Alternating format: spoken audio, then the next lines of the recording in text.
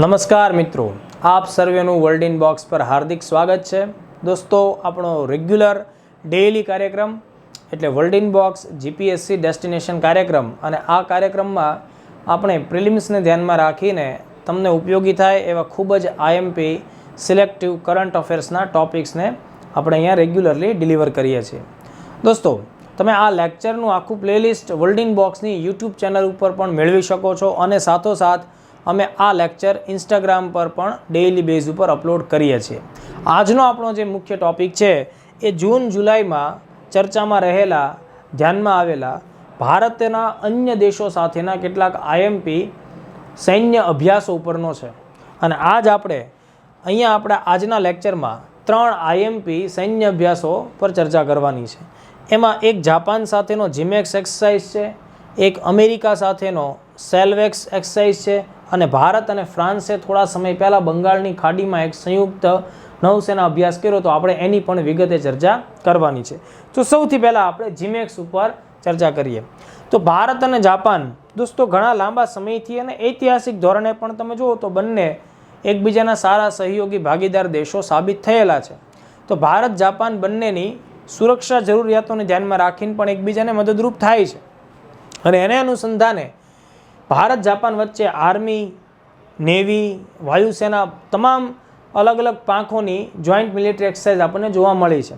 તાજેતરમાં આપણને જુલાઈ 2023માં જીમેક્સ 2023 નામનો એક્સરસાઇઝ જોવા મળ્યો. જાપાન ઇન્ડિયા મેરીટાઈમ એક્સરસાઇઝ, આ એનું પૂરું નામ થશે, બરાબર.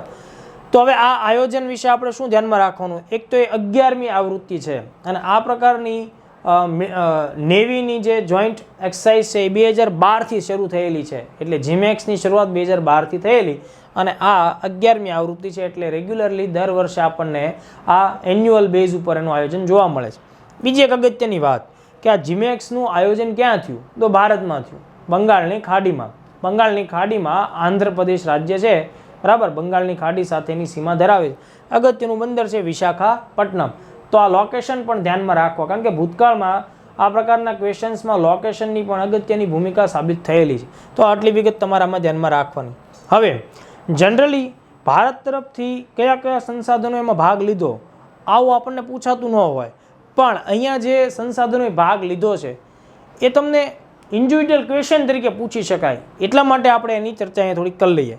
જેમ કે અહીંયા આઈએનએસ દિલ્હી નામનું ભારતનું સૌપ્રથમ સ્વદેશ રીતે નિર્મિત થયેલું ગાઇડેડ મિસાઇલ ડિસ્ટ્રોયર જહાજ છે, એણે ભાગ લીધો. તો અહીંયા આઈએનએસ દિલ્હીમાં શું ધ્યાનમાં રાખવું જોઈએ? તો આઈએનએસ દિલ્હી પોતે એક ક્વેશ્ચન થઈ જાય કે ભારતનું સૌપ્રથમ સ્વદેશ નિર્મિત ગાઇડેડ મિસાઇલ ડિસ્ટ્રોયરનું નામ જણાવો, તો એનો જવાબ આવે આઈએનએસ દિલ્હી, એક યુદ્ધ જહાજ છે. ઓકે, એવી રીતે આઈએનએસ કોમારતા. તો આઈએનએસ કોમારતા શું છે?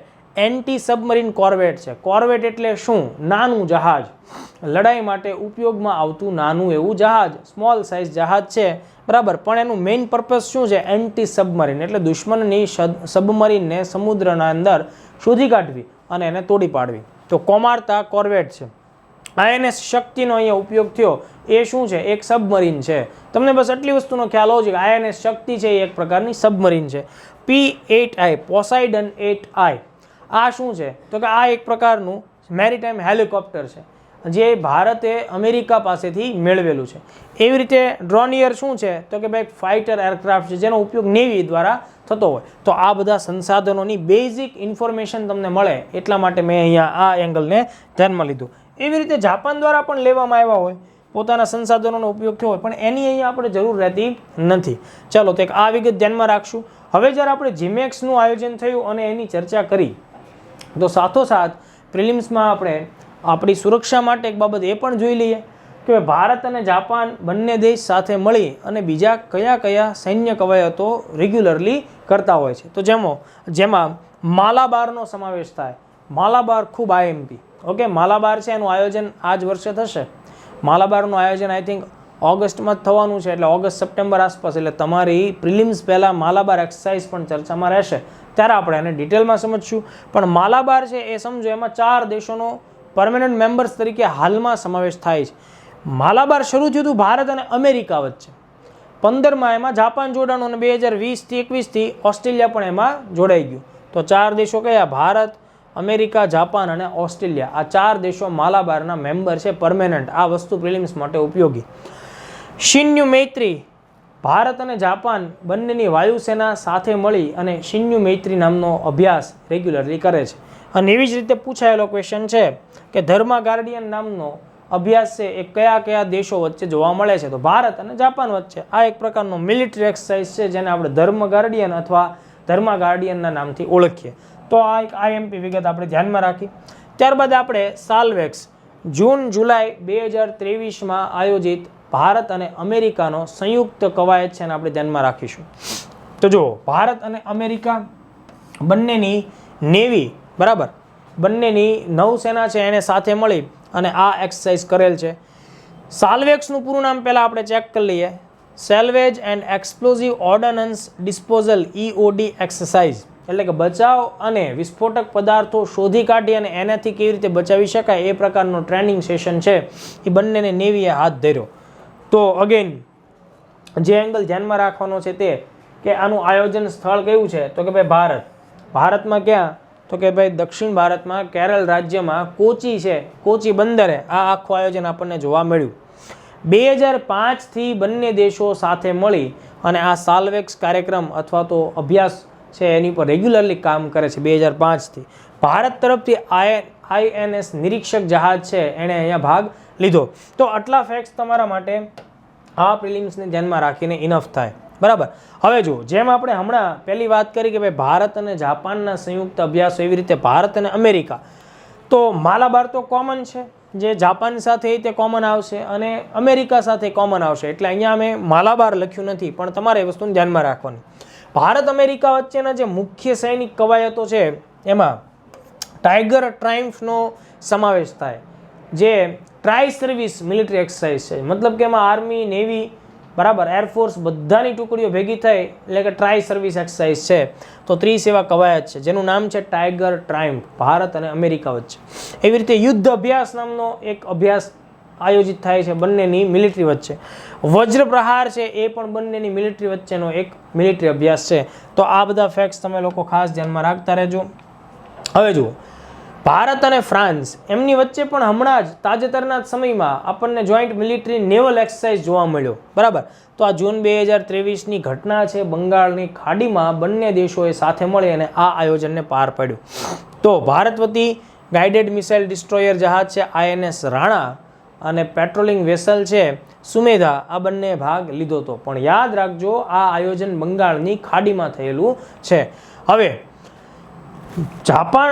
ફ્રાન્સને ધ્યાનમાં રાખીને 2023માં એવા 2-3 કવાયતો છે કે જે ભારત સાથે સંબંધ ધરાવે છે, એટલે આપણે એને ધ્યાનમાં રાખવા પડશે. દાખલા તરીકે જુઓ, લા પેરોઝ 2023 આ હિન્દ મહાસાગરમાં ફ્રાન્સની મેજબાની હેઠળ 7 દેશોની નૌસેનાએ ભાગ લીધો હતો અને એક સંયુક્ત સૈન્ય કવાયત હાથ ધરવામાં આવ્યો હતો, જેને લા પેરોઝ આવા નામથી ઓળખવામાં આવે છે. ઓકે, તો જુઓ, હિન્દ મહાસાગર લોકેશન કીધું, 7 દેશોની નેવી એ પણ મેં તમને કીધું. અને ધ્યાન રાખજો, આ પ્રશ્નને સહેજ જે રીતે હલકામાં ન લેતા.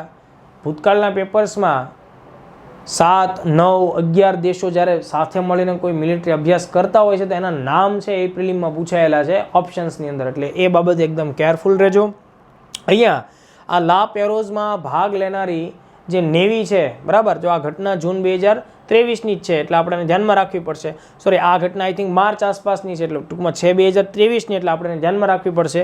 તો જો એક તો છે ભારત, બીજું છે Australia, France, UK, Japan, Canada અને USA એટલે કે અમેરિકા. તો લા પેરોઝમાં આ 7 દેશોની નેવી આપણને જોવા મળી. એવી જ રીતે જૂન 2023માં ગલ્ફ ઓફ ઓમાનના અખાત પાસે ભારત, ફ્રાન્સ અને UAE આ 3 દેશોએ પહેલી વખત સાથે મળી, મતલબ ત્રિપક્ષીય એક સૈન્ય કવાયત કરી. તો આ પણ અગત્યનો પ્રશ્ન થશે. તો આમાં શું ધ્યાનમાં રાખશું? ગલ્ફ ઓફ ઓમાન આ લોકેશન ધ્યાનમાં રાખશું. અને 3 દેશોમાં ભારત, ફ્રાન્સની સાથે ત્રીજો કયો દેશ છે? યુનાઇટેડ આરબ અમીરાત. તો આ વિગત ધ્યાનમાં રાખીએ. હવે ભારત અને ફ્રાન્સના યુદ્ધ અભ્યાસોની આપણે જ્યારે વાત કરીએ છીએ ત્યારે બાકી ભૂતકાળના સમયમાં પણ અને અત્યાર સુધી જે રેગ્યુલરલી જે કવાયતો થાય છે એને આપણે ધ્યાનમાં રાખીએ. જેમ કે ભારત અને ફ્રાન્સ વચ્ચે સંયુક્ત નૌસેના કવાયત છે એને વરુણના નામથી પણ ઓળખવામાં આવે છે. એવી જ રીતે બંને વચ્ચેના સંયુક્ત વાયુસેના કવાયત છે બરાબર, એને આપણે ગરુડના નામથી ઓળખીએ છીએ. સ્થળ સેનાની કવાયતોમાં આપણને વિવિધ ટાઈપની કવાયતો જોવા મળે છે, જેમાં એક શક્તિ નામની કવાયત પણ જોવા મળે છે અને તાજેતરમાં જ આપણને ફ્રીઝનેક્સ નામની સ્થળ સેના કવાયત પણ ભારત અને ફ્રાન્સના અનુસંધાને જોવા મળી. તો જુઓ અહીંયા જૂન જુલાઈને ધ્યાનમાં રાખીને ભારતના અલગ અલગ 3 એક્સરસાઇઝ આપણે ચર્ચામાં લીધા. આવી જ રીતે તમારે બીજા કોઈ પણ એક્સરસાઇઝથી પણ ગભરાવાની જરૂર નથી. રેગ્યુલરલી આ લેક્ચર્સને ફોલો કરતા રહ્યો. જેટલું આઈએમપી કરંટ છે એની પાછળ અમે મહેનત કરીશું અને એ મહેનત કરેલી ચીજ વસ્તુ એકદમ રેડીમેડ કન્ડિશનમાં તમને અમે પીરસશું. તમે જસ્ટ એની નોટ બનાવતા થાઓ. એમાં કોઈ ક્વેરી હોય તો કોમેન્ટ્સ કરો. તમે લોકો ઇન્સ્ટાગ્રામ ઉપર મને nikul_7522 એના ઉપર પણ તમે મેસેજ છોડી શકો છો અને કોઈ પ્રકારનો ટોપિક નથી આવડતો, કોઈ ક્વેરી છે તમે ત્યાં પણ મારી સાથે સંપર્ક સાધી શકો છો. Thank you very much.